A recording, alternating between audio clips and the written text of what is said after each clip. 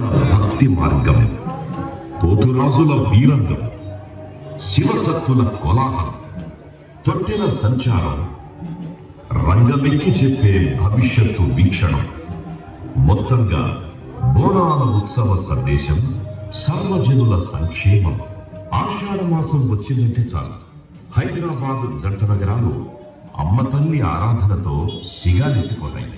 కుల, మత, ప్రాంత, వర్గ, వయోభేదాలు లేకుండా ప్రజలంతా అమ్మవారి గుడికి దారి పడతారు. మట్టి కుండల బోనాలను తలకెత్తుకున్న ఆడబిడ్డలంతా ఊరేగింపుగా శ్రద్ధాభక్తులతో కదులుతారు. రహదారి అంతటా పసుపు, ఆకుపచ్చ వర్ణపు నది ప్రవహిస్తున్నట్టుగా ఉంటుంది. బోనాల పండుగకు మూలాలు మాతృదేవతారాధనలో ఉన్నాయి. అమ్మ తల్లి పేరుతో స్త్రీ దేవతలను పూజించే సంస్కృతి అత్యంత ప్రాచీనమైనది. సింధు నది నాగరికత కాలం నుంచే ఈ సంప్రదాయం వాడుకలో ఉంది. అలాంటి ఆచారం దక్షిణాదిలో ద్రవిడ సంస్కృతిలో అంతర్భాగమై తెలంగాణ నేల మీద కూడా వందలాది ఏళ్ల నుంచి కొనసాగుతూ వస్తుంది. ప్రతి ఏటా కొత్త వానలు కురిసే వేళ ఆషాఢ మాసపు ఆరంభంలో గోల్కొండ కోట జగదాంబిక ఆలయంలో తొలి బోనం సమర్పణతో హైదరాబాద్లో బోనాల పండుగ ప్రారంభమవుతుంది. సికింద్రాబాద్లోని ఉజ్జయిని మహంకాళి ఆలయానికి ఒక ప్రత్యేక చరిత్ర. 1813వ సంవత్సరంలో సికింద్రాబాద్ ప్రాంతంలో కలరా వ్యాధి ఎంతో మందిని పొట్టన పెట్టుకున్నది. అప్పుడు సికింద్రాబాద్కు చెందిన సొరటి అప్పయ్య ఉజ్జయినిలోని మహంకాళి అమ్మవారిని సందర్శించి ప్రజలను కలరా వ్యాధి నుంచి కాపాడితే సికింద్రాబాద్లో విగ్రహ ప్రతిష్ఠ చేసి పూజలు నిర్వహిస్తానని మొక్కుకున్నాడు. కలరా వ్యాధి తగ్గడంతో 1815లో అమ్మవారిని ప్రతిష్ఠ చేసి ఉజ్జయిని మహంకాళిగా నామకరణం చేశాడు. 1864లో ఆలయ నిర్మాణం జరిగింది. అప్పటి నుంచి ఇక్కడ ఉత్సవాలు ప్రారంభమయ్యాయి. ఇక్కడ జరిగే బోనాలను లష్కర్ బోనాలు అంటారు.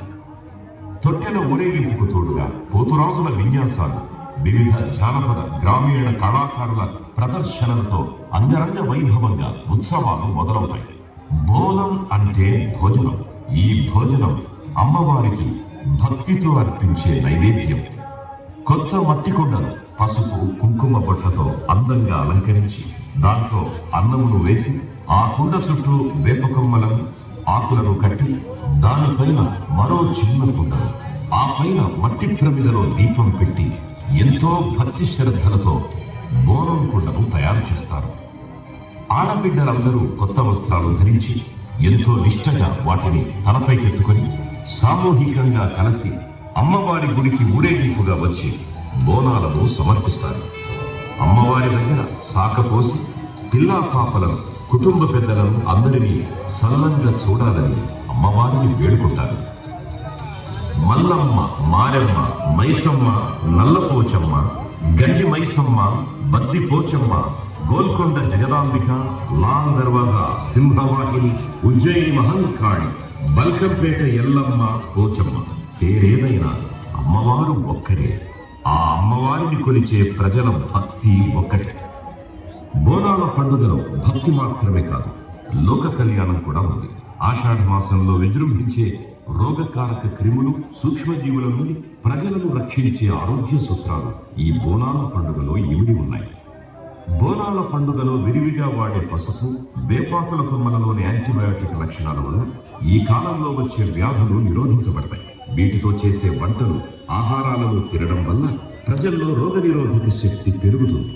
అంతేకాదు, రేపేం జరుగుతుందో తెలుసుకోవాలనుకునే మానవ ఆసక్తికి అవకాశాన్ని చేరి బోనాల పండుగ.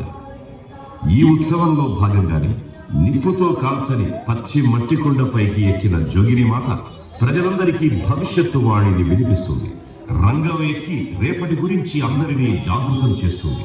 ఇలా ఆధ్యాత్మికత, ఆరోగ్యం, భవిష్యత్తు వీక్షణ కలగలిసిన ప్రాకృతిక ఉపాసన బోనాల పండుగ. బోనాల పండుగ పట్నం పోగొట్టుకోని పల్లె పరిమళం. గ్లోబల్ సిటీ కాపాడుకుంటున్న గ్రామీణ జీవన సౌందర్యం. బోనాల పండుగ తెలంగాణ జాతి చైతన్య దీపం. ప్రత్యేక రాష్ట్ర సాధన ఉద్యమంలో ఎగిసిన సాంస్కృతిక తరంగం. అందుకే బోనాల పండుగను తెలంగాణ ప్రభుత్వం రాష్ట్ర పండుగగా ప్రకటించింది. 4.5 కోట్ల ప్రజల నమ్మకాన్ని గౌరవిస్తూ ముఖ్యమంత్రి శ్రీ రేవంత్ రెడ్డి గారి సారథ్యంలోని ప్రజాప్రభుత్వం